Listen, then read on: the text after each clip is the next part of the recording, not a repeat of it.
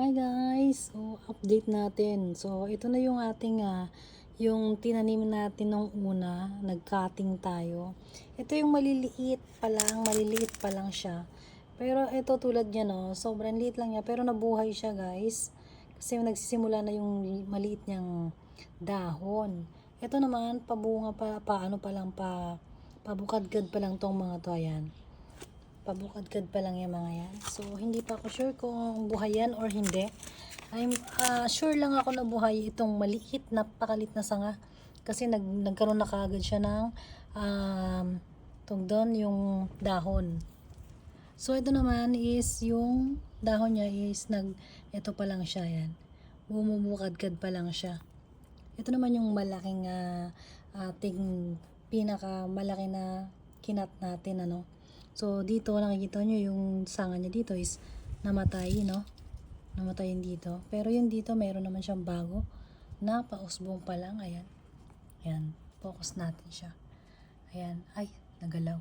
Sabi nila bawal daw magalaw ito kasi masisira yung ugat. Kasi hindi pa siya totaling kumbaga yung ugat niya is hindi pa ganon katindi na makapal. So, siguro may ugat yan na maliit pa lang, konti pa lang. And then, pinapatuloy ko lang na lagyan nito ng banana. Ayan yung dahon ng banana. Minsan naman yung tawag dito, itlog. Kikita nyo yun sa ibabaw yung mga itlog. Dinudurog-durog ko lang yan. Tapos minimix ko siya sa ilalim ng lupa para mas mabilis siya. So, ganun lang yung aking alaga dito sa mulberry.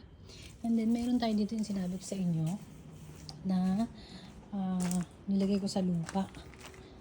So, ito naman yung lupa. Yung direkta sa lupa na tinusok lang natin. So, ito may dahon na din siya, no? Ayan yung dahon niya. And then, yung iba, ayan, mga pinag-cutting ko. May mga palabas pa lang siya dyan. Mga pausbong pa lang yan. So, I think mabubuhay ito, no? Kasi direkta sa lupa. Ito naman yung pinakauna natin. Yung pinakauna natin, ayan, may usbong na siya. So, ibig sabihin, buhay na ito, no? Buhay na yan. Kasi matagal na to eh. Ito yung pinakauna kasi. Yung mga lately kasi, mga kailan lang yan. Mga 1 week before pa lang siya. Pero mayroon na siyang dahon. Mabilis siya, no? Pag nasa lupa, mabilis. Unlike dun sa nasa nilagay natin dito, ito is 3 weeks na, no? Ito is 3 weeks. So, masyado siyang matagal kapag kapag nandito sa may tawag dito, sa balde na taniman, ano. So, mabagal siya. Mukha lang balde ito pero may butas ito sa ilalim, no. So, yun lang. Share ko lang sa inyo yung ating mulberry, no. So, excited sa pagbubunga nila pag lumaki na sila. Pakita ko ulit sa inyo.